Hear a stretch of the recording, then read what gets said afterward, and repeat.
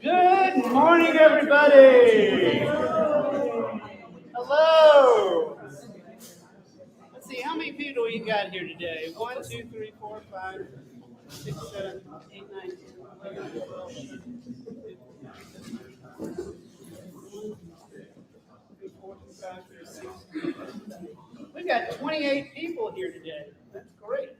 That is awesome. Is that enough? Oh, it's good enough. It's pretty typical, it's in the average, so that's good. Is it enough for the vote? Absolutely, yeah, absolutely. Because I think that our bylaws say that the quorum is 5%, which is pretty small percentage. It's awfully low. So maybe we can consider that sometime, but it's fine for now. All right, welcome to everybody. We've had a busy October. October was full of lots of fun stuff. I went to the Peggy Street Halloween, and that was super exciting and very popular this year. It was great. I went to the Eco Fest on November 1st, just a couple of days ago, and that was very successful. Anybody else go to Eco Fest? Awesome, yeah, Eco Fest was a lot of fun. Anybody go to the Peggy Street? Yeah, Peggy Street was great too, yeah. So we really enjoyed that. What other interesting things did we have in October? Can anybody think of anything we had in October? Halloween.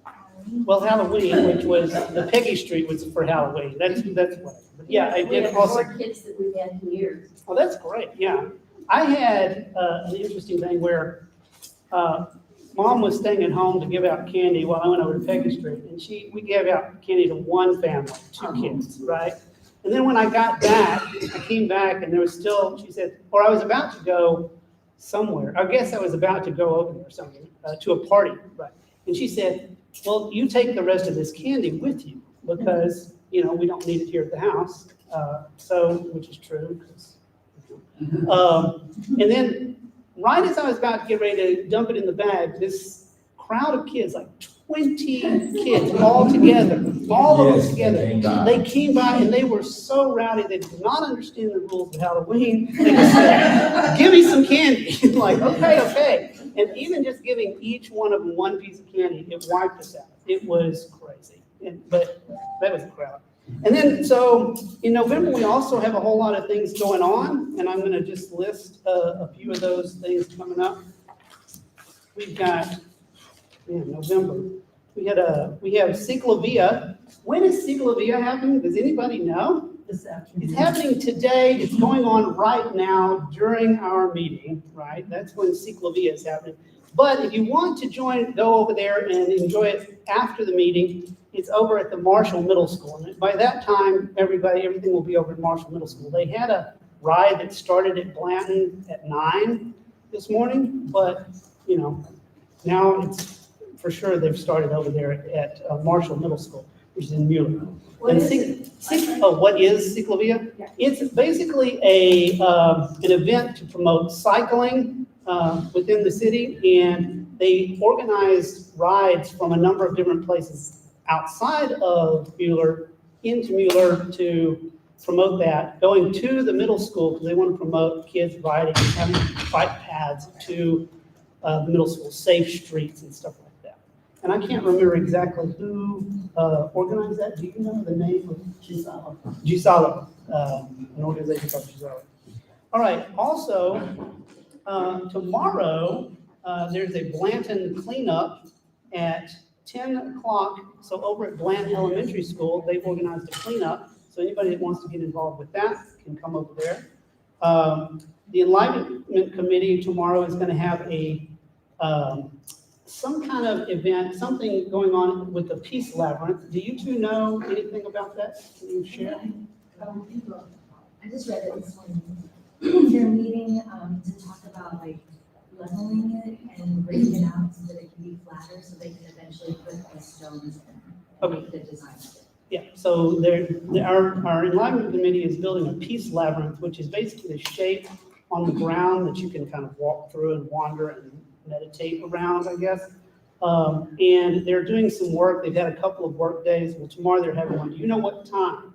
I think 1:30. 1:30, and it's between the library and the Mennonite church, in a little space there. You'll find them, 1:30 tomorrow.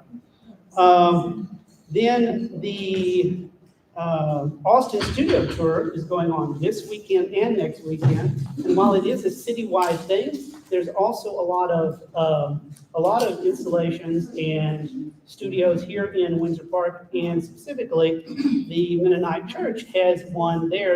They've got a number of artists there, and that's right next to the library. And the library is going to be doing something for the thing, which I'm sure Kelly will tell us about in a minute. And then finally, on the 15th of November, from 11 to 2 at the Mennonite Church is a Burmese food fair. A Burmese food fair. And it's to raise money. What was the date? That's November 15th from 11 to 2 p.m., 11 a.m. to 2 p.m. at the Mennonite Church. And the details about this are all, it's at 5801 5801 Westminster Drive is where the Mennonite Church is, right next to the library. All right.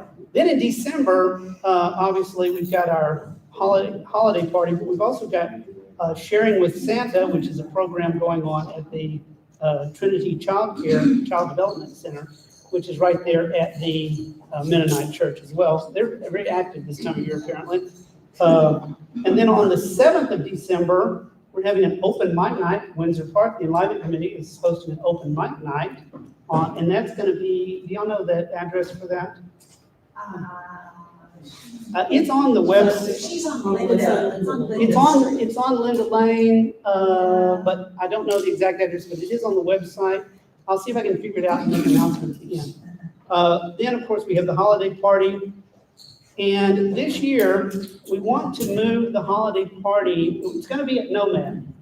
We want to move the time, and this is very critical, from 10 a.m. to 12 p.m., noon. So it starts at noon. It would start at noon. Just waiting to hear the yells. Yes. 6406 Linda Lane. Oh, that's where the open mic night is going to be. Right. So You move it to 2 because it was more appropriate to start in the community. basically, yes. We're moving it to noon. It's going to give us an opportunity. First of all, it's going to give people an opportunity to wake up and smell the coffee, and then bring it over to come over to the thing. But also, it's just this is a trial run to see if we can get more people there, or a different, just a different group that don't always like to make it at 10 a.m. and maybe change up the menu a little bit so it's not so much breakfasty, and we can drink more. So, yeah. This is on December 13th. This is on December 13th, yes. Which no man would be very happy. Yes, and I already talked to Nomad, and they're good with it as well, so they like that. Do we need to bring anything? Do we need to? It is so for those that are new, and I guess I should have asked this at the beginning, how many new people do we have here today? How many people are new for the year? Like this is their first year here? Yeah, okay, great. So for those that are new today, would you mind standing up and just saying what street you live on? Yeah, over here, go ahead. Scott Dinger, 1608 Glencrest. Great, welcome. Then back. Berkman Drive, over Mueller, Oh, nice. 4818 Berkman. 4818 Berkman Drive. And what's your name? I'm Maureen. Maureen? And Victor. Victor. Very nice, welcome. And was there somebody new over here? Yes, go ahead and stand up. Hi, Ted Anderson. We live on a little tiny cul-de-sac in Utopia Court. My wife is one of the folks that helped organize Baker Street Halloween. Yeah, you know all about it. Yes. And what was your name again? Ted Anderson. Ted. Okay, great. Thank you. All right, was there any other new people that didn't introduce themselves? Okay, great. All right, so for those folks that are new since last year, this is our holiday party is a potluck, so you can bring your own dish. And this year you can kind of go wild. Doesn't have to be breakfast oriented. You can have something lunch-like, or even supper-like, if you want. I'll taste it. Yes, great. Yes, we've got a professional taster here. All right, and then finally, my last announcement for this is on December 22nd, which hopefully will remind people at the holiday party, on December 22nd, we're going to have caroling at the library. So come by, we'll have some singing there in front of the piano, and that'll be a really nice way to start the year. Start the season. All right, so up next, I'm going to ask people for public announcements, and I know that we'll start with Kelly, because I know Kelly has a lot. Always. Kelly, you want to come on up? And our camera's over there. Good to know. Good to avoid. Okay, good morning. I'm Kelly Overton. I'm the manager of the Windsor Park Library. Talk louder. Okay, I knew that was coming. Here we go. My name is Kelly Overton. I'm the manager of the Windsor Park Library. I wanted to really start by thanking you guys for coming out. The EcoFest was amazing. Really sweet. We had the senior social hour folks, which is a new group that we started in the spring, helping me at the table, like recruiting people. We gave away saplings. It was just really great to see people that I see in the library all the time, like out in the wild, enjoying themselves. So really great event that is. I'm just really proud to be a part of this community, be a part of things like that are like growing every year. I thought the addition of the Minor Mishap Marching Band was like super fun. So great, whoever thought that was amazing.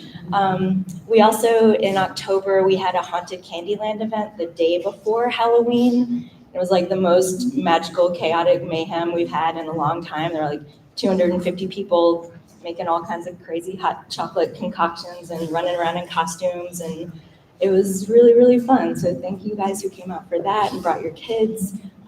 We did it the day before Halloween so that people could also enjoy Halloween, and it sounds like that was really great on Peggy Street, so it's cool to be a part of things like that. Other thing, we also, for voting, we had long lines at Windsor Park on election day. So as the day went on, more people came out. We did so many library card applications and renewals that day. So it was really cool to see people voting and renewing or getting library cards. So those little things make a huge difference to us, like seeing people care about the library, wanting to get involved, not just walk in and be like, the library is great, but it's like, use us, like show that we're important by like signing up for Livy, using the electronic resources, checking books out every once in a while. So thank you so much for coming out for all of that. We are gonna be a stop on the Open Studio Tour next weekend. Our art is already up. We have artists from East Austin, a group called the RERT Collection, R-E-R-T, and they are real DIY, like real small, tiny town artists that do really amazing, beautiful things, mostly with paper and recycled materials, lots of plastic toy things glued together in interesting configurations. They're going to be doing a paper art workshop with us next Saturday from 1 to 4, an event we're calling Paper Jam. So there'll be lots of stuff out on tables, little sample setups. You can come make collages or bookmarks, little cartoneras. We'll have, or whatever you want. Like it's also kind of a paper jam, the spirit of like, there's materials, do whatever you want. Is that an alarm? Oh my God, it's here, hello. Noted. Let's see what else. I'm giving you another minute. I'm almost done. I don't know, I guess I'm just really grateful for this neighborhood and for you guys. Like, I really feel like you appreciate what the library is, what a special space it is in the world.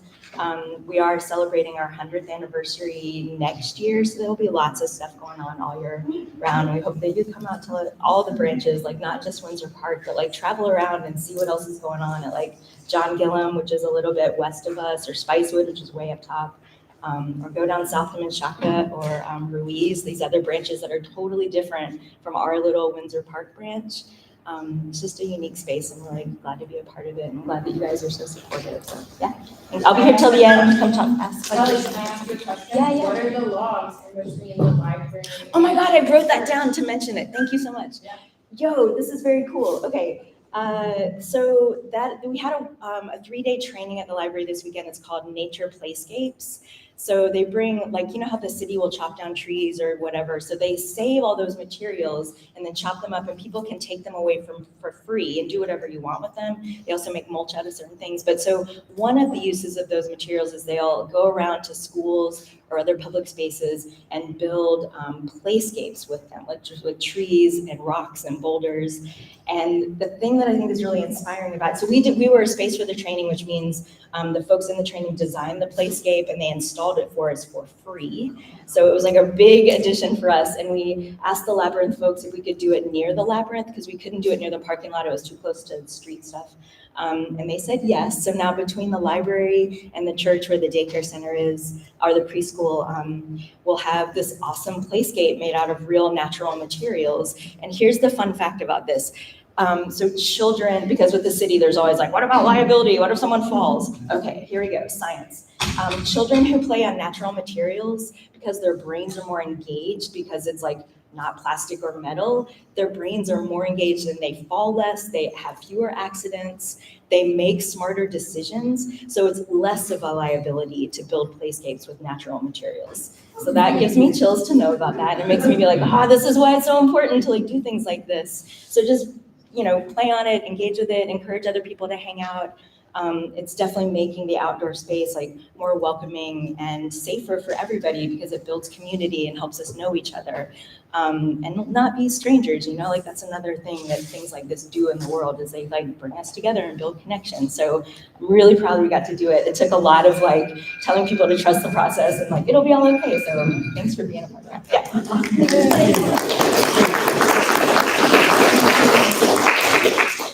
You'll be okay. Okay. Hi everyone, I'm Sam. I'm the treasurer, but also a Blanton parent, and I wanted to share that this week, Blanton and the neighbors in the community all collected canned foods and essentials because of the inconsistency in SNAP benefits. So today, at the exact same time as this meeting, they're distributing them, which means that anyone, no questions asked about where you live or what school you go to, can go to Blanton and shop these essentials for free. So if you know someone, or if you have food insecurity or essential insecurity, or you know someone who does, just remind them that they can go to Blanton right now and they can get no questions asked food and essentials. What's the Ted? Is this going to be a recurring thing going forward? No, this is a one-time stopgap this week, and it's 10 to 12, so this exact time. But please share it if you know someone who might be in need. I won't chastise you for texting now if you want to see it. All right. Come on.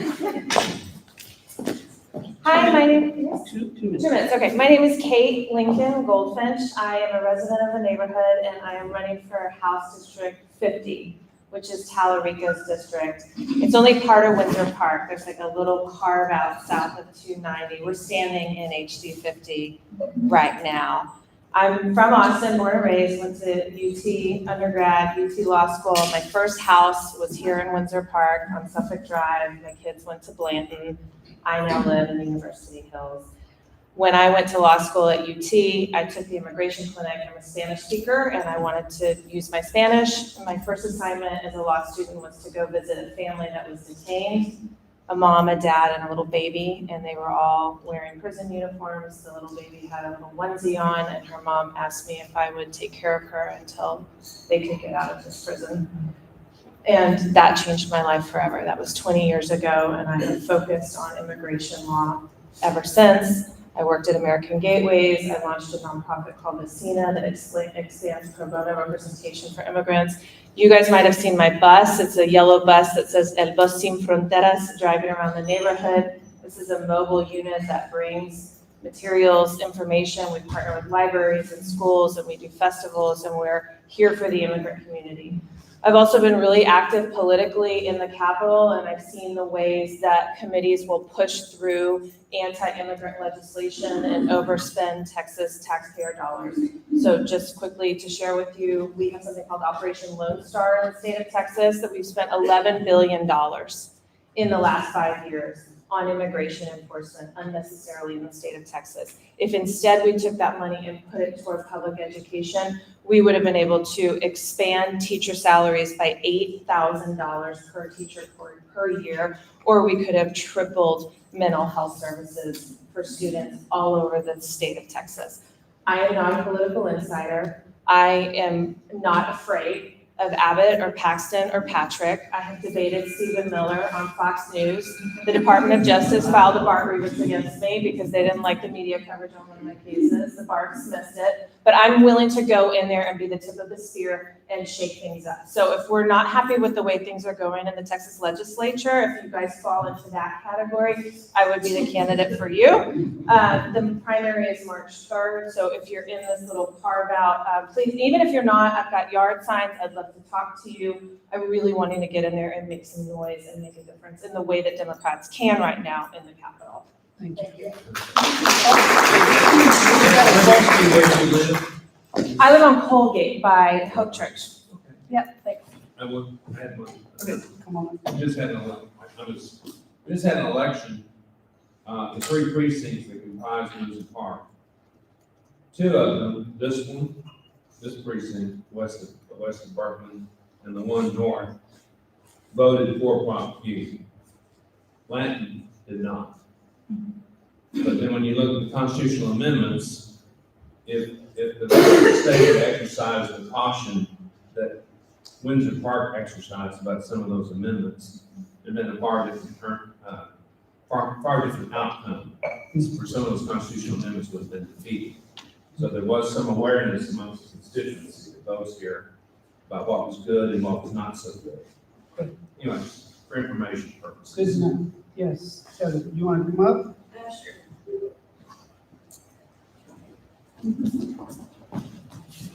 There's a lot of changes going on in the city of Boston and our neighborhood with the schools.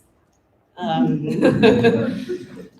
thank you for everyone who has sent in a comment card, whether you have a kid or don't have a kid. It made a difference for our neighborhood.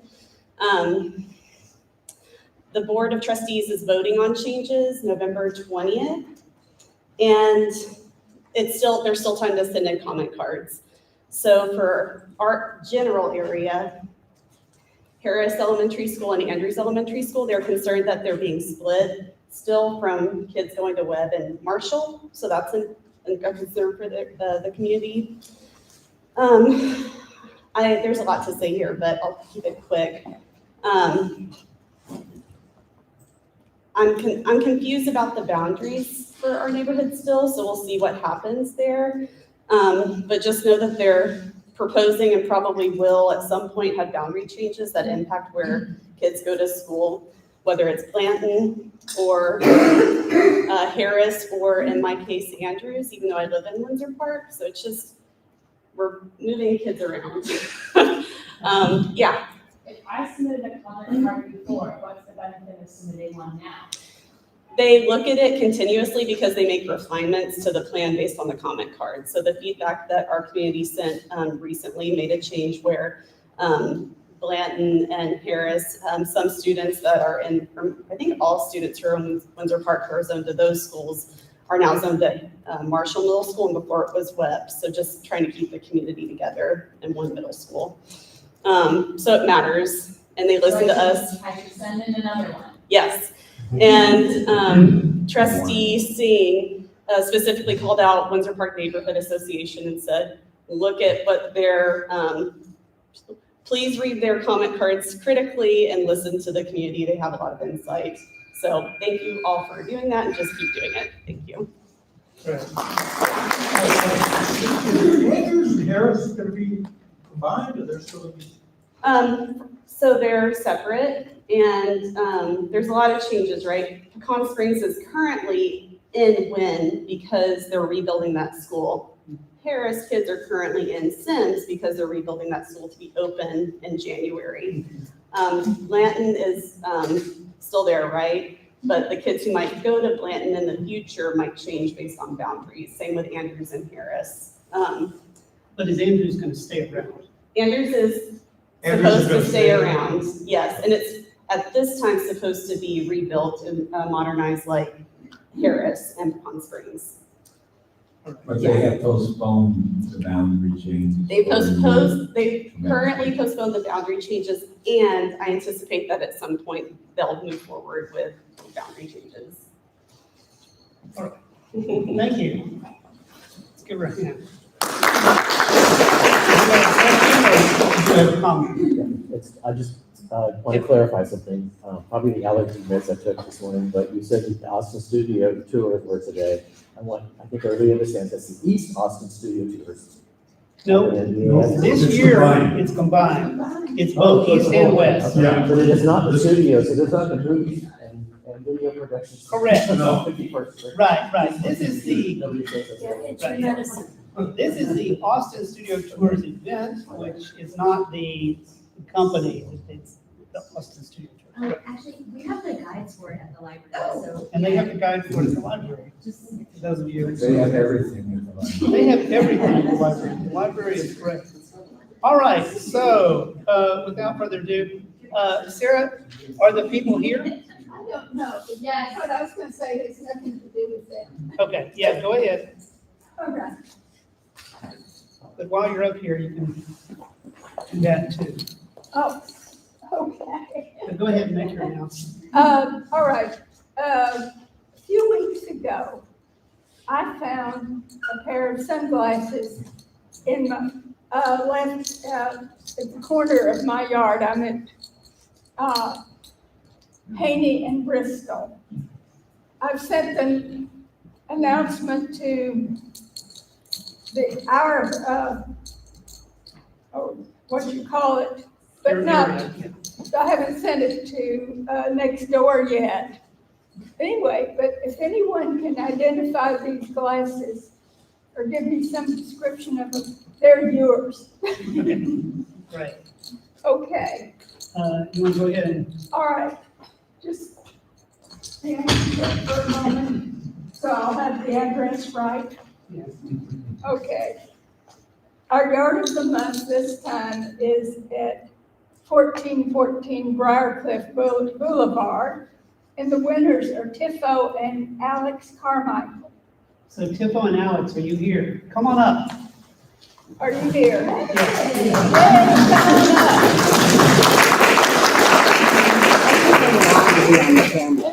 What? He doesn't want to be on camera. Yeah.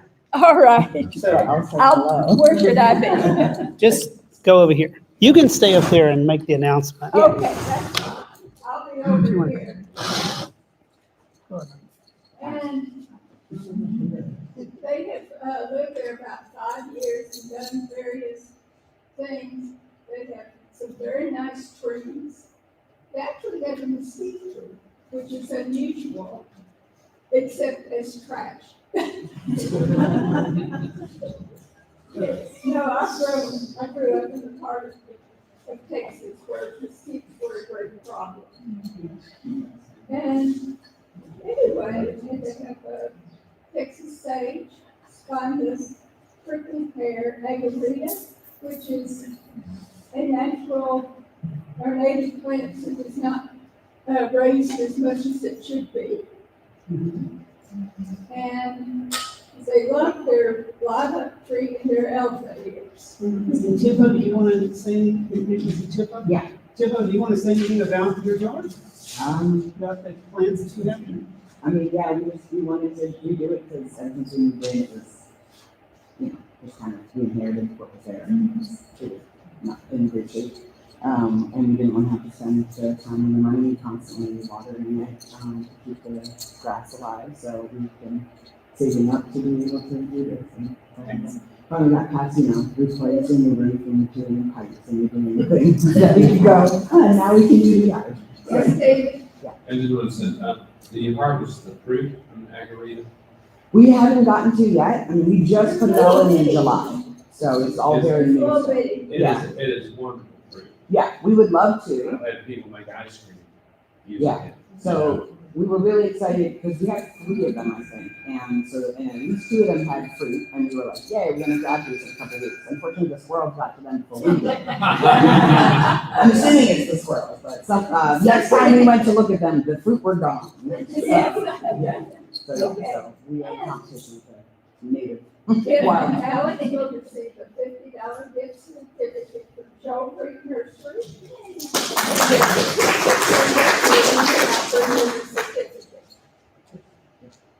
Great, congratulations. Thank you. Thank you. All right. All right, so thank you everybody for the announcements. Those are a lot of great information. Now we're going to have our key speaker here, and even though it's on the agenda to say it's Greg, it's not going to be David Gray, so why don't you come on up and introduce yourself. We've got a representative from the Homeless Strategies Office to talk about how we can engage with the unhoused community here in Windsor Park, unhoused neighborhood. So introduce yourself and then. Well, I attend a lot of neighborhood association meetings, and I always love the yard of the month sentiment. As someone who does not have a large yard right now, I get to live vicariously through the various gardeners in our community, and I'm a big fan of elephant ears. My name is Charles Lucen. Yes, where's the camera? Right here. My name is Charles Lucen, and I support public engagement at what is now Austin Homeless Operations and Strategies. I'm still getting used to our name change due to the city's rebrand, but for short, HSO, Austin Homeless Strategies. And have been with HSO since it was a little bitty office at Austin Public Health about 5 years ago, and have had the pleasure of meeting and working with many neighborhood groups. So I'm here today. I think we've only got about 20 minutes on the agenda to cover a couple of key points, but would like to say we're very happy to come back and do a deeper dive with the neighborhood membership at some point in the future. I know that there are a lot of questions about homelessness, the city's investments, what's happening at the national level with so many changes emanating from the White House and questions about how those changes will impact our local community. I'm sure people have questions about the impacts of Proposition Q's failure, and I'm happy to field those questions during a deeper dive at some point in the future. But today, just wanted to cover a couple of key points, and then I think that we'll have time for some other questions.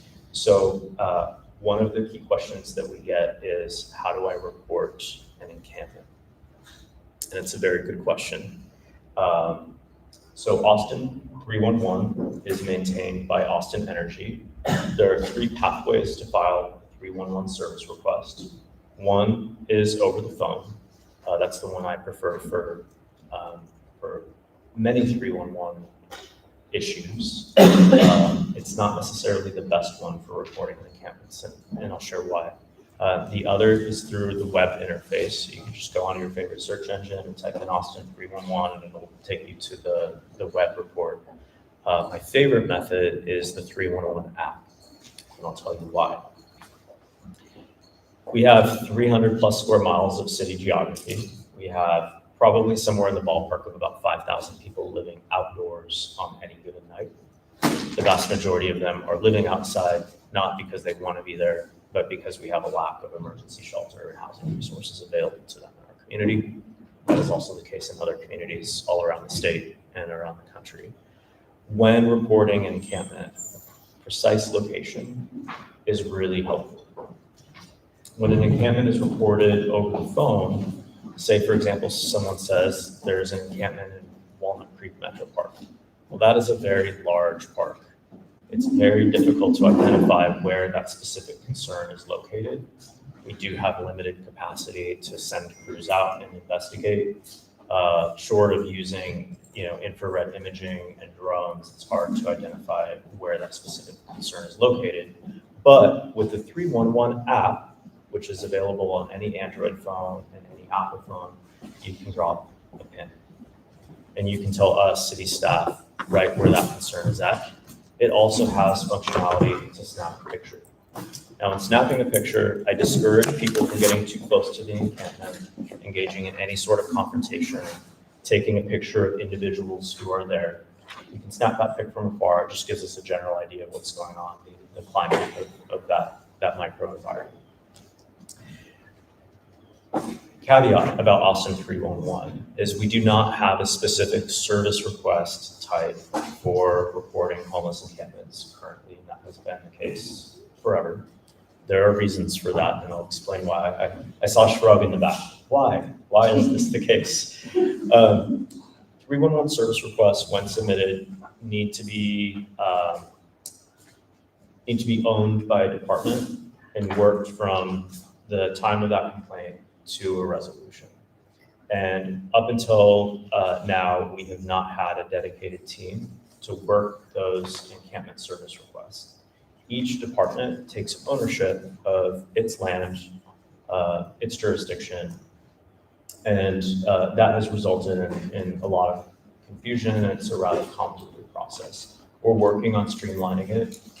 Council, through the most recent budget process, allocated quite a few new personnel to social service outreach, as well as several new personnel to homeless encampment management, so that we can actually run those investigations and then coordinate the multi-departmental response that's necessary, not only to conduct the social service outreach, but also the cleanup and mitigation of the encampment.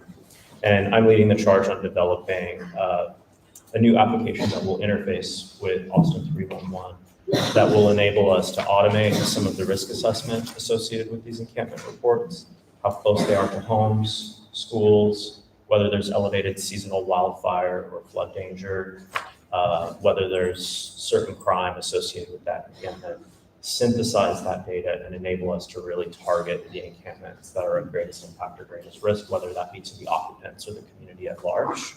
We expect to roll that out sometime next summer. There will be a public-facing dashboard. If this is something that you're super curious about, you can look to the city of Portland, Oregon. They've launched a public-facing dashboard. When residents file a 311 service request, it appears as a pin drop on that dashboard, and they can click on that pin drop and track their city's response over time. They can see photos, and they can see where the encampment is at in its particular phase of response or resolution. So to summarize, I want to encourage you all, if there are encampment-related concerns, please feel free to continue to report through 311. Any report is better than none, but the highest quality information that we get is through the 311 mobile app. And that is because of that pin drop functionality. It really enables us to conduct investigations and coordinate our response much more efficiently than we would otherwise be able to. So I'll pause there and I'll take 3 questions related to encampments, and then I'll move on to the next topic. Yes, ma'am. Okay, I guess maybe you're going to cover this next, but you dealt with, okay, what happens if we have a problem here in our neighborhood? What do we do? Where do these people go when you swoop in, and what kinds of services do you provide to make this move feasible and possible? Yeah, that's a great question. So as I mentioned, we have about 5,000 people sleeping outdoors on any given night in our community. The vast majority of that population is outdoors due to a lack of resources, not due to a lack of desire or appetite for getting connected with emergency shelter services. Simply put, we don't have the emergency shelter beds available in our community to accommodate the size of the unsheltered population. When an encampment is prioritized for cleanup and enforcement, which is telling people that they cannot remain there any longer, sometimes they will be offered shelter if there is shelter capacity available to accommodate the individuals associated with that encampment closure. More often than not, people are told to vacate that area. Now, we will still work with them with dispatch outreach, talk with them, we'll evaluate their housing situation. We can proceed with offering an updated housing assessment. We can look at other needs like healthcare needs. We can see if anybody's got critical healthcare concerns and either get them to a clinic or bring in a community health paramedic. We can facilitate prescription refills, things of that nature. We can do things to minimize the harm to those individuals, but the vast majority of them are not able to immediately serve through emergency shelter. And so what happens is they will vacate that area and go somewhere else. If their homelessness has not been resolved due to an enforcement or encampment cleanup, or oftentimes what we see is they'll vacate that area and they'll return. And then we have to proceed with a more robust enforcement response. And so the bottom line is that the enforcement is not resulting in a reduction in unsheltered homelessness in our community. It's just moving that population around. It may provide relief to those residing in or doing business in the immediate vicinity of that encampment, but it is a bit of a game of whack. There was one question in the back and then. Yeah, it was just kind of touching on what you brought up.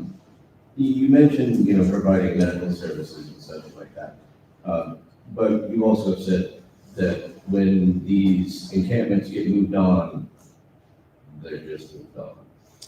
And to that end, it sounds like this is just uprooting people who are already at their lowest and causing them to lose what little, security they might have been able to secure.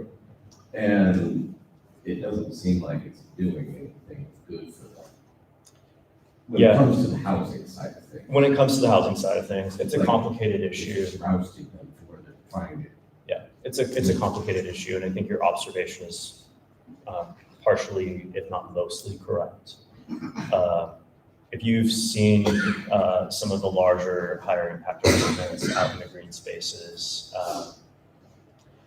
there's definitely benefit to getting in there and resolving some of those issues, reducing fire load and fire hazard, reducing disruption in critical habitat, songbird habitat,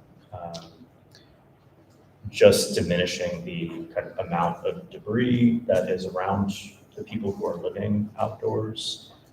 But that displacement, when uncoordinated and without adequate notice, is definitely problematic in terms of maintaining our connection with those individuals, their connection to services, ensuring that they're preserving their vital documents, their medication, and the things that they need for day-to-day survival. And it is, in many respects, pushing a reset button. That is one of the reasons that council voted this past Thursday on an item related to outreach and a separate item related to encampment data management that calls for providing 72-hour notice prior to an enforcement action whenever possible. There are exceptions. If there's an imminent risk, if that encampment is located right on the edge of a high-speed thoroughfare, for example. I'm getting messages right now about an encampment that AFD has responded to several times over the last 72 hours in a high wildfire risk area. That may be classified as an imminent risk. But for the vast majority of encampments, the resolution will constrain enforcement to only occur after 72-hour notice has been provided. We think that that's a good balance to minimize harm to the individuals that are at that encampment, give them adequate time to prepare for relocation, and to pack up the belongings that they need for day-to-day survival, while also responding to the neighborhood concerns or the local business community concerns, and minimizing harm to the unsheltered individuals and minimizing impacts to the surrounding area. We're walking a tight line. Voters had their say back in early 2021. Proposition B passed, and shortly thereafter, the statewide camping ban, which does have some teeth for non-compliant local jurisdictions or local entities. We're trying to do the best that we can with the resources that we have to minimize harm to the entire community. But you're absolutely right. It's not resolving the homelessness, and it's not progressing them on their path to safe, stable, permanent housing. I think one of the things that I'm constantly thinking about when it comes to these these types of matters is how much money is spent on enforcement actions. When could that money be better put to use by, providing services and housing, even if it is temporary, for people to get a fixed address, to be able to get a job, to be able to actually lift themselves up rather than to just shuffle the board. Sure. The city is not spending that much money on cleanup. So that's the actual act of removing debris and waste. It's a couple $2 million a year. And then the enforcement, which is conducted by APD, those are folks on salary. It's already baked into the base budget, so there's not additional expense associated with those enforcement activities. We did a couple of years ago, in combination with expanding cleanup resources, the capacity to go out and remove litter and debris around the community, whether that be around critical infrastructure like bridges and underpasses, or in green spaces in parks or in neighborhoods, open up an additional temporary emergency shelter. We repurposed the marshalling yard, which was built by the convention center to facilitate surge out of the old convention center, a place for them to store a lot of their belongings. It's just a 70,000 square foot warehouse.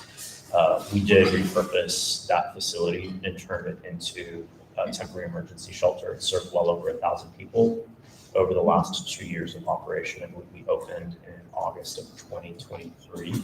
It's got pretty good outcomes for as shelters go, particularly a congregate shelter of that nature. It's not as fancy as I would like, but I think the key point there is we did see that there's going to be some need for balancing. If we were going to increase enforcement and cleanup capacity on the other side of the equation, we needed to increase emergency shelter. It's still not enough, but it's really helped. So what can we as a community do to help those folks so that we don't have to report them having them removed, but help them in a way that it makes that safer? That is a great segue into a point that I neglected about our revised 311 process that we hope to be launching middle of next year. There will be an option to report encampments specifically. There will also be an option to request social services. So we're going to empower residents to make a choice. Right now, as reports go in, we just assume all of them are encampment response related. People are requesting enforcement. We're going to empower you all to decide what you want to see happen at a particular location with the people that are there. We know that there are some encampments that are very dangerous. We know that there are elevated fire risks. We know that there are people who are engaged in unwelcome and unlawful activity, higher level crimes beyond just a Class C misdemeanor for public camping. We also know that there are folks in the neighborhood who the neighborhood tends to and really cares about. And they're just very vulnerable in a tough circumstance. So we want to provide the public with an option to differentiate what they're asking for. In terms of what neighborhoods can do to help, there are a variety of community-based organizations and faith-based organizations that are involved in homelessness. So there are churches that are providing food pantries, meal service, laundry service. There are mutual aid organizations that are doing this work as well. I would encourage you, if you're interested, in plugging into an existing effort. Also, as a neighbor, you can care for your unhoused neighbors. If you feel comfortable approaching someone, you can bring them a hat, a pair of mittens, a warm coat in the wintertime, water, and maybe some emergency or rehydration salts in the summer. Those things aren't going to immediately resolve their homelessness, but they might help them get through another day. I'm very involved with unhoused folks in the area where I live, and I've lived in a variety of neighborhoods in Austin. I do that not only out of caring for folks, but also for those that are maybe a bit more desperate and prone to unwelcome behavior in my neighborhood. When I have a relationship with them, I can influence how they interact with my neighborhood. And I found that they're less likely to engage in unwelcome or unlawful behavior because there's a relationship there. They know if they need something, they can reach out to me for help. And they know that there are watching eyes as well. So I think it's up to you and your comfort level to determine how you'd like to engage and contribute, but there are a variety of community-based and faith-based groups that are doing wonderful work. The big one in our community is Mobile Loaves and Fishes, who operates Community First Village just outside of city limits. It's a massive community, a growing community of tiny homes that are deeply affordable and available for individuals who've experienced chronic homelessness. But there are churches all over the community that are doing really good work. So I encourage you to find ways to plug in. And I have one hand up over here and one here. Yes. Hi, good morning. Sorry, I'm late. I do have some resources regarding the topic. And there is going to be a noon to 2 p.m. free double cheeseburger fellowship tomorrow at Whataburger at Airport Boulevard and MLK. My name is Sherry Taylor. Hi, Sherry. Last year, I happened to be on the national ballot, and I was elected ACC Board of Trustees, place 7, and I'm a new member of your community. Just moved in, and I heard about this meeting. This is a wonderful article in the November 2025 Seniorific National Family Caregivers Month. So everybody knows somebody that they've seen out and they wonder, what could I do? Well, they have housing programs. I saw about the flyers. So you could take a picture and do the QR and do the research. And Central Presbyterian, across the street from the Omni, they have every Thursday, 8 to 11 breakfast and clothing closet. If you have more than you can wear, please donate it, because it's very expensive to do laundry if you're living outside. But if you can donate to these churches that have clothing closets, folks who live outside can go there, get a change of clothes, and not be ill. And I'm dressed like this because I'm a veteran, 100% disabled veteran, and be marching in the parade on Tuesday. Maybe somebody come out there and watch me. But anyway, also on Right, that means we're a little short on time, so. well, I just want to say one last thing. Conde Guerrero and 3 other locations offer 8 to 4 being inside. So when you see people outside getting wet and getting cold, whatever, tell them to go to Conde Guerrero and they can be inside. And I have some more information if you like, but please take a picture of these flyers.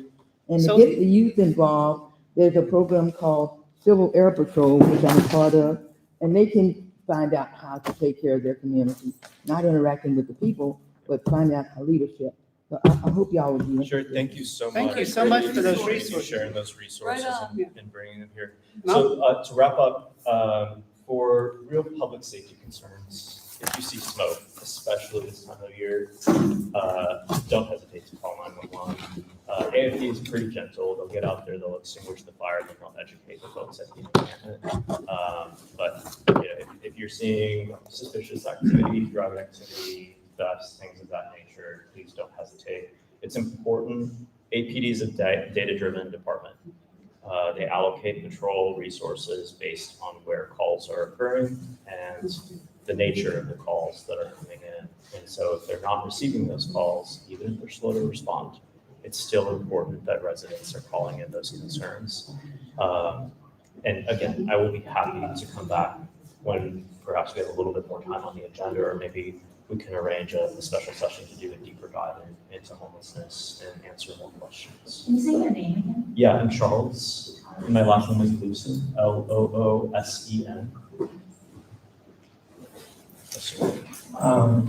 Let's be realistic. Last Tuesday, I think one of the reasons the mayor was defeated, and David will probably get some more video on this later that will answer the question, was the emphasis by the city, including by our and what we use here, and another thing on homelessness as the first issue, and all their announcements and publicity and things. That didn't sell. it won't sell. The majority of the people are more concerned with what's in it for me, and it didn't say that. Future budgets are going to be smaller for homelessness. There's not going to be the increase that was planned this year. It's going to be pushed more and more on individuals. How is your department facing this reality? When we have a governor who sends in police, and then when asked what people are supposed to do when they are chased off their home sites, says the answer, well, that's the city will take care of that. Well, the city's not going to be able to take care of that. We're not going to buy any more motels for housing. We're not going to do those things. The voters made that very, very, very clear. Sure. How I'm are not you going going to do that? I'm not going to attempt to infer individual voter intent based on Proposition Q. I think we've all heard people's opinions. What I will share is that the city manager will be releasing a budget plan in the next couple of business days. Council will have an opportunity to work that plan. I think it'll become more apparent over the next couple of weeks what our ongoing investments, what the steady state is going to look like in the absence of an approved tax rate increase. So bottom line, more to come there. But I think these are great conversations for you to have with your elected representatives. As staff, I do not set the budget. We certainly provide input on budget priorities, but we don't set the budget. One thing that we've heard from the public and from council is an appetite for greater transparency. What is the public getting for its investments in homelessness? What are the outcomes? What are the performance measures? There will be a public-facing dashboard coming, probably middle of next year, that will outline all of our contracts, our performance measures, and what the return on investment has been. So I think that level of transparency will inform additional public discourse and next steps down the road. But great question, and thank you for your time. Okay, thank you, Charles.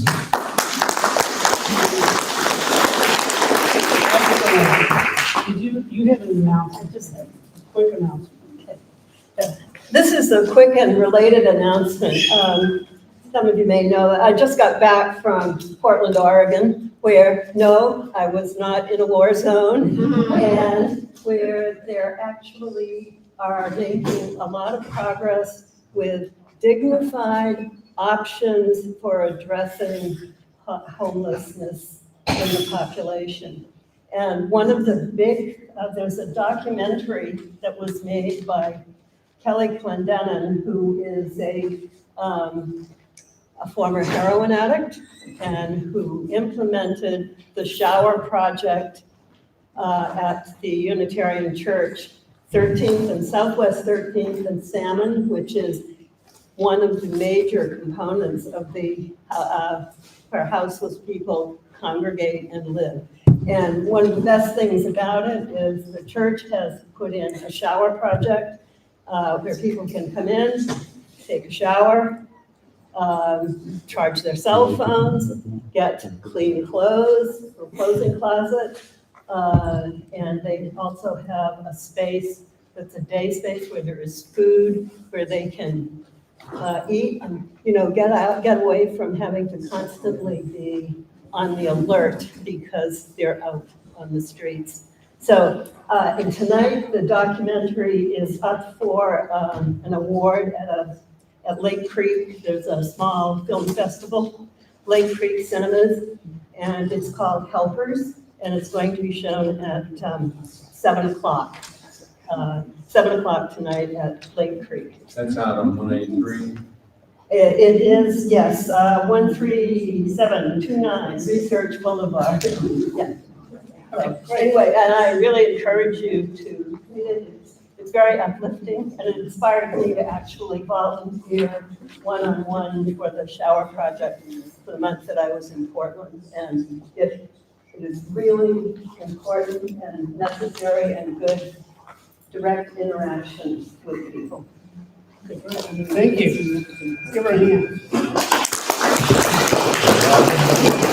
All right. See what can stop this. All right, one final comment on that. If you are particularly interested in the unhoused population here in the neighborhood and how you might be able to help, we do have a Windsor Park Cares team, and we are going to probably try to organize another coat drive this winter, and maybe do some other things, like maybe just make sandwiches and hand them out, something like that, do something.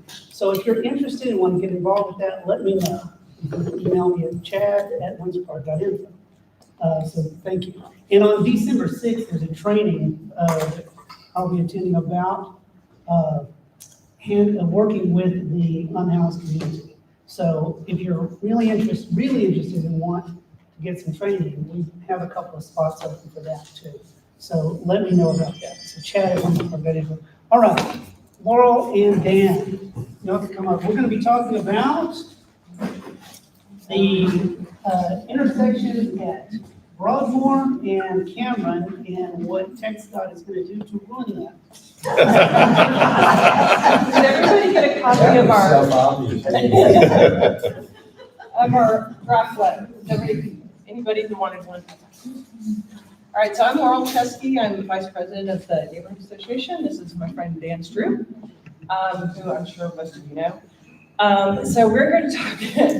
We're here to talk about the design plan for the I-45 expansion that came out in August, which was a little bit of a surprise because that plan shows Broadmoor punching west of Cameron all the way through to the I-45 feeder road. Now, We're working on getting it up right now.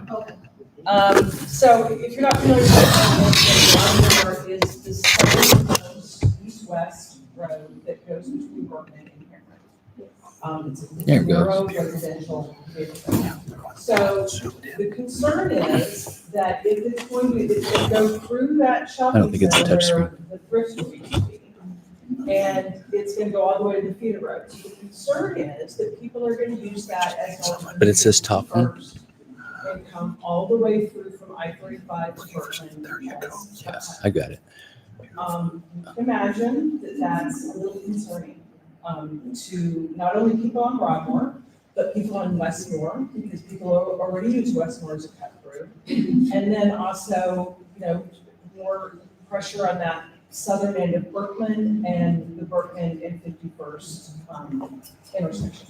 How am I oriented? So Dan flagged this originally. You may have seen his post on Facebook about it.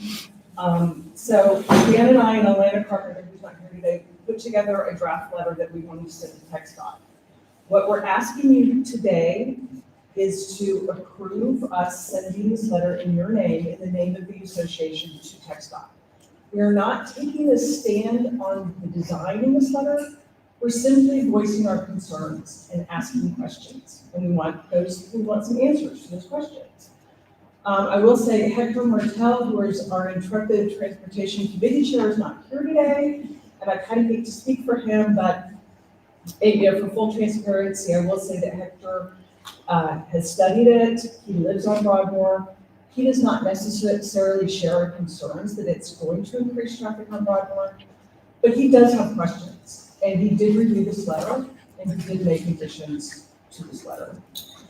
And I'm going to turn it over to Dan to talk about the technical aspects of what this change means. But to me, so this letter has two goals. One, to voice our concerns and our questions. And number two is to let them know we're watching. Because they've been here before at this meeting with this group. They came and gave a full presentation in January 2024. I remember it clearly because Jeanette had just told some people. It was well attended. People had lots of questions. And then in March, Chad reached out because there were rumors about Broadmoor, being extended. And Nick, who this letter is addressed to, met with Chad and Hector and I think a few others, and said that he didn't have any information on this cut through. And then, we get this map in August, and there it is. So again, we're just asking you to approve this letter with our questions and concerns. And now I'll turn it over to Dan to talk a little bit more about the technical aspects. Fluctuated about the map in August. They put it up beginning of August. They did nothing to let us know that we got there. It took us about 2 months to stumble on and go, oh, wait, they updated the plan and told us nothing. So they're on my happy list. Real quick. This is their new proposed plan. Broadmoor coming in from here. The current plan connects up about here, 53rd Street, that's the way it is. You get the U-turn coming down I-35, feeding there. You've got the access road feeding there. That works more or less. TxDOT says, oh wait, if you're doing the U-turn and you come up here, you can't turn a right turn here to come back to 51st. Which seems kind of odd to me, and that you neglected to go to 51st when you took the U-turn to begin with. Okay, people do dumb things, it happens. What this does, it takes all of that, it closes down the gooseneck at 53rd. So instead of coming up here and having a choice of going right or left, you come up to Broadmoor, where you are facing straight down this east running street. You can go right, come back even further to go to 51st, if you want to go east on 51st. You can go left on Cameron, fine. Hey, I want to go east. I'm here at a traffic light facing straight down an east-facing street that has no stop signs, no traffic lights. Nothing until you get to Berkeley, at which point there is just a stop sign. I do believe that that's going to direct a tremendous amount of traffic down a rather narrow street. Broadmoor is not straight like most of the streets in the neighborhood. It's got a nice S-curve, a little ways up. And through that, you get cars parked on both sides. There is barely room for there is room for one car to pass at a time. Yes. You are doing a great job telling us this, but you are very familiar with this area. You've lived here a long time. Yes. We are not. You've looked at this map a lot. You recognize everything on the map. Could you back up a little bit? Tell us what we're looking at. Oh, I'm sorry. Yeah, this is Cameron. This is Broadmoor. This is I-35 as proposed by TxDOT. So this is south. Plaza and the bank. Yeah. The big purple area, is that the part that was torn down? Yeah, Texas Thrift was about here. Okay, and that's And Target way on the left? Yeah. Yeah. Okay. Yeah, Target's way down there. Okay. There's an auto parts store here and here. The old dental place was there. Okay, so you've been talking about a lot of things we don't see on this map. Correct, correct. So can you pull, do you have No. something that shows what We you've been talking don't, we do not. about? Okay. Okay. Well, TxDOT doesn't go beyond basically up here. They did not, well, one of the questions in our letter to them is, did they look at any of the traffic impacts beyond the edge of their project? Because this is going to have tremendous traffic impacts. Did they do a traffic study to see how much more traffic would be running down Broadmoor? I would lay long odds that they did not. Jeanette? Dan, my understanding too is that once you get to the TxDOT boundaries, that it becomes then the city of Austin to determine, how those connections are going to work. And to date, the city of Austin has done virtually nothing to address this. Well, one of the questions within the letter is asking if TxDOT has worked with the city of Austin on the traffic impacts. We have a lot of questions for them. My deep felt opinion here is that this is not workable. It is dangerous to the neighborhood. It is bad for anybody that is up this way. It is going to direct traffic off on arterial of 51st Street onto a very narrow local neighborhood street. It's bad planning. Yeah, I can go straight or I can cut back 3 blocks to the left and go through 4 different lights to get to Berkman. That's not a choice many people are going to make. With this, one of the questions that we asked is, right over here is 51st Street. The access road does not connect to 51st Street on the east side. It is the only arterial in the entire project, from 29 down to Ben White, where an arterial does not connect with the access roads on both sides of the highway. Some of you folks that have been around for a few years may remember back before the Home Depot was built. And there used to be a connection there. And it caused some consternation when they removed that. You used to be able to come off the access road, come up to a 4-way intersection and continue up Cameron. Wow, that worked. But with the redevelopment, they did some traffic studies and scratched their heads and said, you know, we don't know how to make a 4-way intersection work. So we're going to make it go away. I have to point out that there was not, if you were going south on Cameron, you could not make a left turn onto 51st.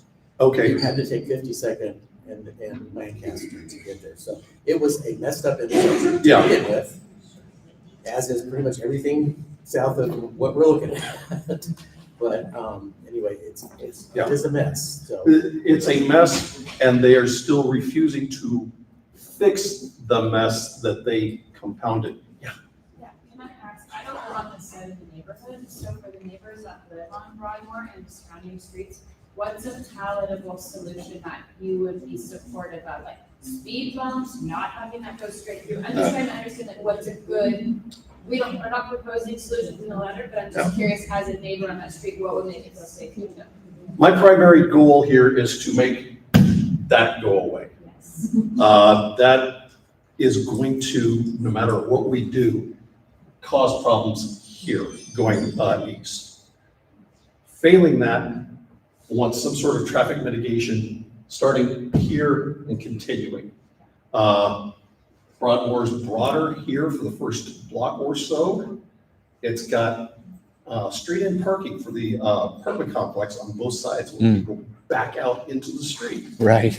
That's going to be very dangerous. Hey, can you put a traffic circle? Can you put things like Mueller got on Airport Boulevard where you can't cut across, so that you can't cut across here into there?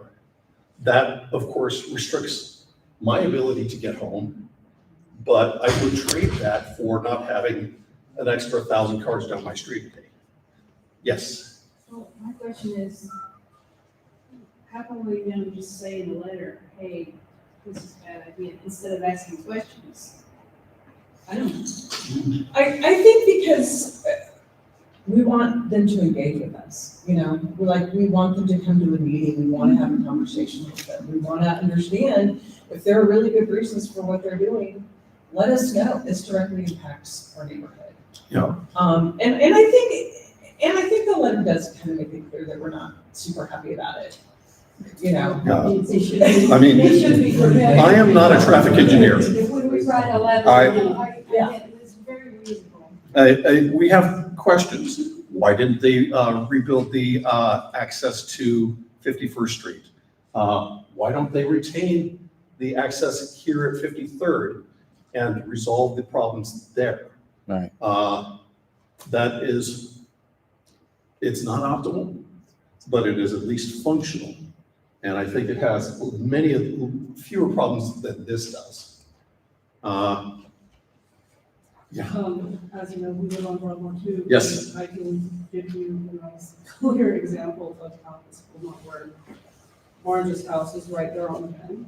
I mean, I can't even count how many cars have ended up in the yard. You have all these tire marks. People just, whatever they're doing, they just drive through into our yard. And this is despite Broadmoor having speed bumps. A lot of speed bumps. Yes. So. Pretty helpful to have letters from people, the residents on Broadmoor go with this letter.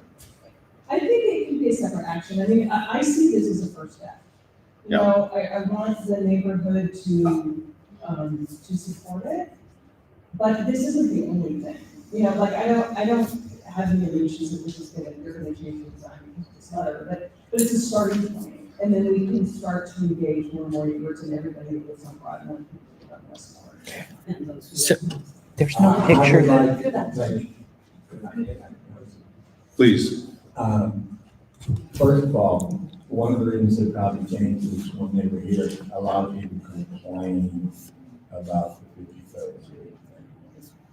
They wanted direct access to 53rd. They're not getting it here, but they're getting rid of the weird things they designed. When we complained that you couldn't get to 51st, the camera under there, a big complaint. Second thing is I'd like to make a motion to adopt this letter and send. Although I am aware that requires a higher vote because it does not comply with the requirement that we want notice to them. Oh, hey, here's Nothing in the bylaws for that. It is a basic tradition. It's a tradition, but since it's not in the bylaws, we want to do it. What is this? Do we hear a second? This is 51st and Cameron. But this is current. All right. No, this is the proposed for 51st and Cameron. One of the things that TxDOT was saying is, oh, this is an improvement because coming out of Broadmoor Jordan, now you can get on 35 without having to go all the way up to 290. Well, if allowing shoppers from Best Buy to get on I-35 is the trade-off I have to make for an extra 1,000 cars on my street, I'm not buying that. So that's why it's bypassing We have a 51st. question over here. Dan. Yes. I have a quick question and suggestion about the format. Yes. Yeah, this is a lot of information It to is. expect anybody to read through. Could you preface it with like bullet points, like you do when you send out a pricey or something? You know, these are the main. Like a ChatGPT summary. Well, I was thinking more of like a doctoral dissertation. Do remember- A cover page. The audience here is TxDOT. Pardon? The audience here is TxDOT. And they've got bullets of all of our question types on, oh, what is that, the second and third There's page? a motion, then. There is. Do we have a second on that We motion? did have a second. We have a second. I'm not saying that there isn't merit on some formatting questions. I would Yeah. suggest generally something at the beginning. So generally the content, okay. You know, what the content's going to be.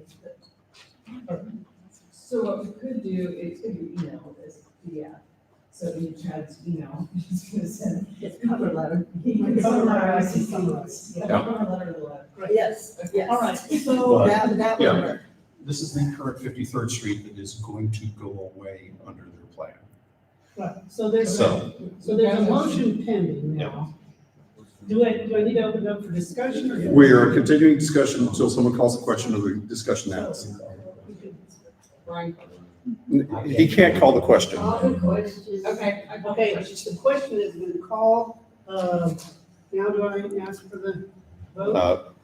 Yeah, if there's no objections. Are there any objections to calling the question? Right. All right. So all those in favor of sending this letter to TxDOT, raise your hand. Actually, you know what? We've got ballot. Yes.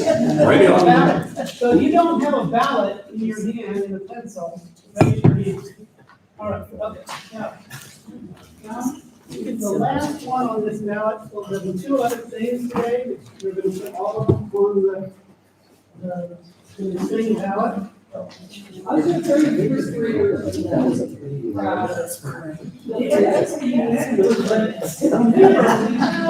was very late last night, but I was. The pencils are up front. Come on, bring pencils out. Start handing out pencils. Yes. All right. It's already on the ballot. All right. So we've got, This seems complicated to have a ballot, but we've got three things on the agenda. Go ahead and turn the computer around. Well, let's see here. And Minimize that. It's fine. you got it? I think so. You were on camera, I think. All right, go ahead.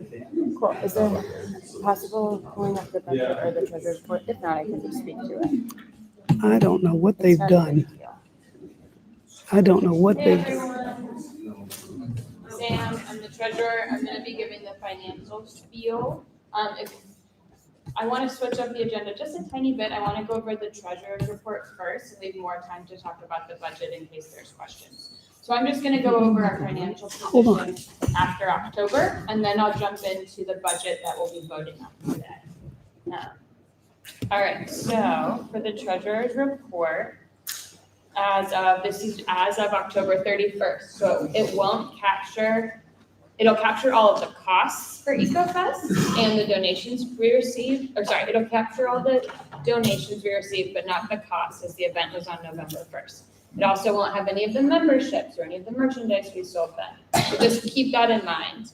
But I want to say, we had a really great October. Biggest item is the over $10,000 donation from the pancake breakfast. I think I mentioned that we got that, but it's in our bank account. Amazing. We also had a number of individual contributions in addition to that. So the $10,000 is what the Mennonite Church raised to give to us, and then a number of other people also went and made personal donations. So our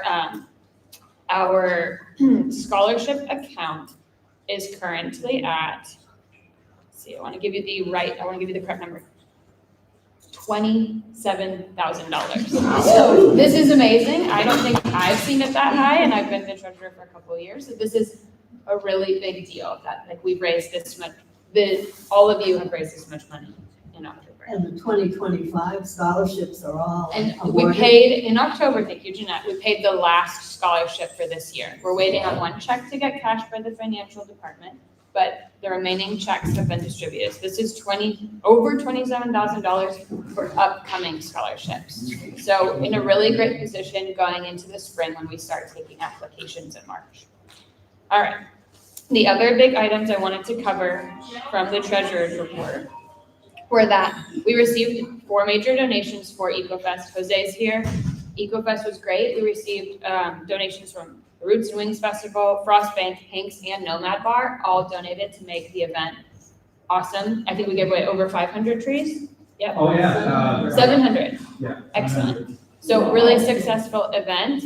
So what you'll see in the next few months' reports is that our climate committee budget will be, or climate committee account will be slowly decreasing as we pay our expenses from that event. But everything is able to be covered. I've done the math. It works this time. Everything will be covered by the donations. So we did a really great job working within the budget and getting donations from the community to make the event successful. So great job to the team. I just want to call out 2 big things that we'll be paying for over the next, hopefully next few months, is that we received a really large donation for trees in the neighborhood. We have only paid half of that because we've only been invoiced for half of the trees that were actually planted. Laurel is following up, checking the trees, checking the invoice. So our beautification account looks really healthy because we haven't paid for some of the trees that have been planted. Again, this was all given by a donation from an anonymous neighborhood community member. So I just want to share with you that we are holding a lot of money that we should be paying for the things that have already likely been planted in our neighborhood. So that's one big expense we'll have. And then the community garden is going to be taking their funds back. We held them in our account while they transitioned ownership, proprietor, if you will, someone who's managing the garden. We have about $5,000 of their funds sitting in our account. They needed someone to help with that transition. They've now got a really active president, a treasurer. They're setting up a website. They're going to be hosting community talks, I believe, that they're going to be ticketing for to help improve the garden. And this is right behind the Peace Labyrinth and the natural playground Kelly was mentioning. So really exciting time for them as they really ramp up and try to get the community garden going. We will be giving them their funds back when they get all their bank accounts and everything set up. So we were just essentially holding custody of those funds and helping them manage for the last couple of years when they haven't had people involved. Yes. Is the community garden a committee? It was actually a separate entity from my understanding that someone at the Mennonite church was running as part of the community who moved away a couple years ago and asked us if we could hold their funds while they kind of found the right person to take over, while they kind of made plans for to make it bigger, apply for grants. So we've just really been like holding their money for them while they figured it out. And now they're getting ready to basically be their own entity and to work through a website and a treasurer and ticketing and all these other things. So we'll be giving them their funds back. They hope to have everything set up by the end of the year. So probably the beginning of the year, I'll give them their funds back. So they are called the Windsor Park Community Garden? I believe They're so. not part of the Windsor Park? They're not part of our neighborhood association, but they are a community garden within our neighborhoods. They have a name. Yeah. And so I think they're starting a talk series, like an education series, possibly this month. So Beth is now leading the community garden effort and really working towards applying for grants, getting people involved. So if you're interested in a community garden plot, I can give you her email or you can find their website. There's a new improved website. Yep. Already. Great. For them. Perfect. Is there a QR code in the back table right there? I thought I saw one. I don't think we have one for them. Maybe we do. I'll check it out. It might be to donate to them because we've been able to donate through our website. That's how we were helping with them manage the funds as well. All right, so the bottom line then I wanted to say for the treasurer's report is right now our checking account's almost $60,000. So again, we have Q4 expenses wrapping up the year. We've got a few invoices and large items that are outstanding that I shared with you. So expect that to decrease, but our bank account is very healthy. And our unencumbered funds are right just under 13,000, which is great for where we're at. So that's funds that are not designated to a specific cause. So for this is the end of October, I think we're looking very good for upcoming payments in November and December, and then starting the year off really well, which segues into the budget. But I'll take any questions on where we're at right now before I get into the budget. Judy? Usually in the past, if people join this late in the year, it's for the following year? Yep. Does that happen now? Yes, I have been earmarking it as October 1st. So if you join in Q4 and you have never been a member, I give you a membership for 2025 and for 2026. So if any of you were to renew your memberships, I know you're all members, you'll get your membership for 2026 as well. So we're still doing that. I'm still ensuring that everyone who pays now at the end of the year is given a membership for next year. Any questions about that?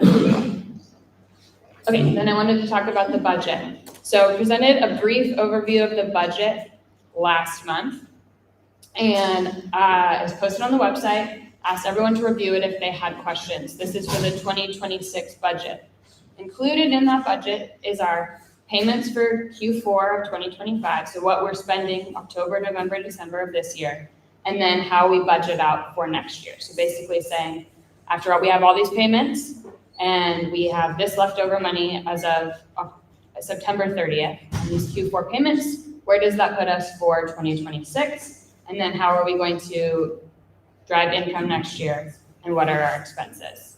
Brian, I know you have a question. Let me just give a brief overview for anyone if they missed it. We're going to be gaining income by memberships, by newsletter sponsorships, and then we're invested more in merchandise. So we've got shirts and tote bags. That's a new income stream for us as of this year that will be continuing next year. So if you are interested in having one, that's kind of our third way that we're going to generate income for next year. And then there's the expenses. I want to just point out that the only change from what I presented last month to what's in your hands now or what's posted on the website is that we increased our marketing budget for next year so that we can have more signs printed. Because what we've learned through EcoFest is that people respond really well to signs and place strategically in the neighborhood. So we've allocated, I think it's $300, which gets us some very nice 4x8 signs that everyone can read when they're walking, biking, driving by, to use for a variety of purposes. Whatever we put the money in there, we think that it'll help if we have a specific cause for next year. If we have an event or something, we'll design it in a way that's reusable that we can put a sticker on for change the time or the date for the next year, whatnot. So things like we've done in the past, a membership drive. We've had hand-painted signs. So if we want to remind people to join to be a member, we might print signs next year. That way we can reuse them every year. We're not buying new materials, we're not having people spend time with that. Maybe if we have another event that we want to carry on and do in the future, we have a sign for that. Like we joined the I Live Here, I Give Here campaign, and so Amplify Austin, we will be able to participate in it this year. So it might be nice to have signs that remind people that they can donate on that day to drive our donation income. So that's the only change that I made, other than what Brian, I think you're going to ask about. And I'll let you ask the question, so then I'll tell everyone about it. We discussed this earlier today, but I did want to bring it up.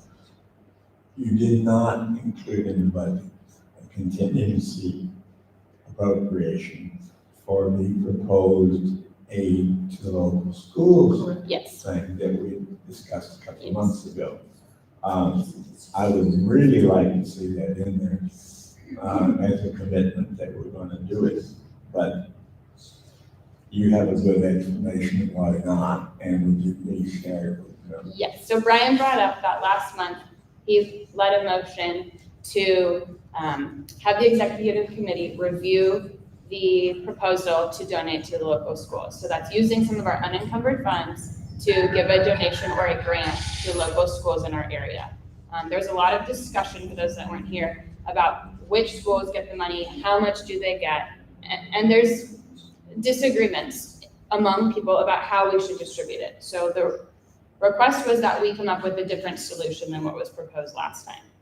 The executive committee reviewed it this month and decided that we just don't have the expertise to make that decision. We're just not as involved. We don't understand all of the nuances of what's going on. And so we asked the schools committee to help with the proposal. They are very involved. They understand feeder patterns. They understand what's going on in the local schools. So they understand how this money would best serve these schools.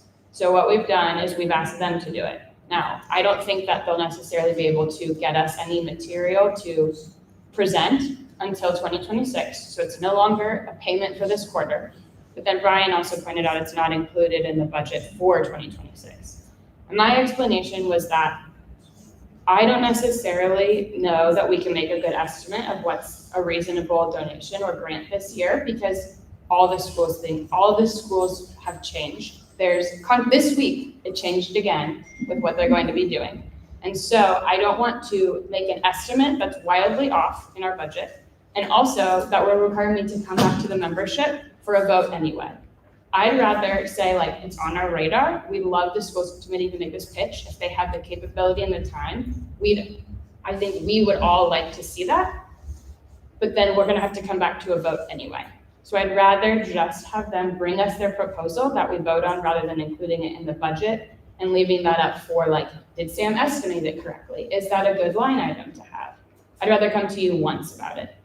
So that's why it's not in there. And then the hope would be that they come up with a really great proposal that we can all agree on, and we can vote yes, and we do it one time next year. Is that a reasonable explanation for everyone? I'm perfectly happy to talk about it. I just want to make sure that that's reasonable. Okay. Any other questions about the budget and what we're looking at? The bottom line of, Is the Amplify Austin, those are annual dues? Yes, Are but they in the? I don't believe they're in there because we decided we are not positive that we'll keep that membership. So we'll see how it goes, see if we generate enough money to pay back our membership, which I'm hoping we do. And then we'll just vote on it next year, and then we can discuss at that point if it's something we add annually. Okay. Yeah. Yes, Dan. Move it down to the budget. Second. Right. Yes. Been moved and seconded. Do I hear any discussions? Move question. Call the question. All right. If you are for it, then on your ballot, you can mark for adopting the budget.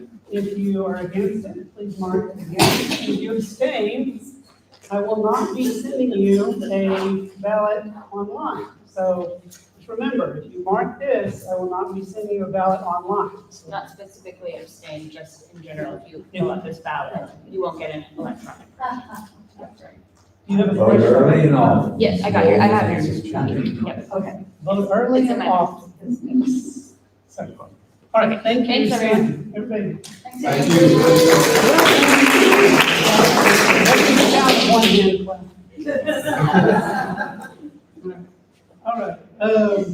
All right, we have one final thing to vote on today, and that is the slate of officers. The slate of officers, you should be those of you who've been around for more than one or two meetings, you should be familiar with us. So we have me as president. Laurel, do you want to stand up? Does everybody know Laurel? Laurel is going to be standing for vice president. We've got Rebecca standing for inner neighborhood representative. We've never really had a great name for that role, but inner neighborhood delegate. Ambassador. We've got Keith as secretary, and everybody knows Sam. We've got Sam standing for secretary. I mean, for treasurer, sorry. Yes. Moved by acclamation to elect the slate. Moved by acclamation. You have a second? Seconded? We have a question first. Oh, yes. I have a question. Do y'all have a historian? We do not have a historian. Would you be interested? That I do research and then like what I'm bringing today information, because I go to all these meetings. We could do that, but we don't need to add it as an officer in the, we would certainly welcome the historian, but we have a fixed set of officers that we vote on. That's these five. All right, thank you. Is there any other discussion about this? Yes. I'd just like to thank every single one of you, Chad, Laurel, Sam, Keith, and Rebecca, for continuing and really keeping this neighborhood association vital and, as you've seen, active and lively. So thank you all.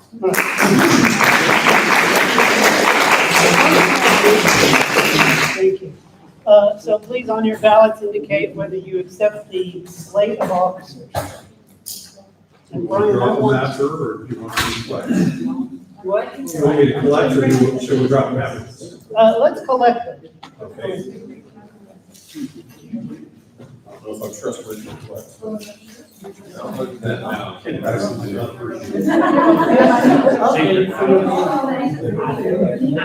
not allowed to do this. Yes. You got a pen on your update.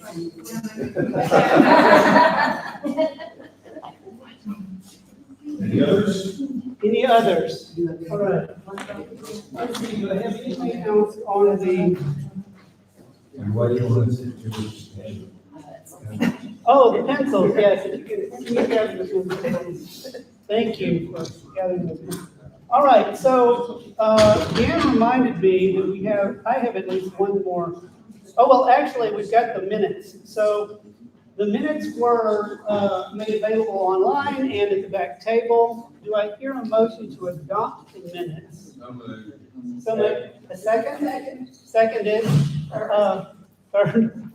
All in favor of adopting the minutes? Anyone opposed? Any abstentions? All right, then the minutes have been adopted. One final thing, we always, as always, we need newsletter deliverers, right? If you are interested in delivering the newsletters, first of all, how many of you deliver the newsletter right now? All right, so most of the people in here, the majority of the people in here actually already do it, but if anybody else wants to get involved and deliver newsletters, please email newsletter@windsorpark.info. And that's just newsletter, not newsletters. I think it's newsletter at windsorpark.info. So thank you very much. And with that, are there any more announcements? Because there always are. Thank you for proving me wrong. And with that, I adjourn the meeting. Yay.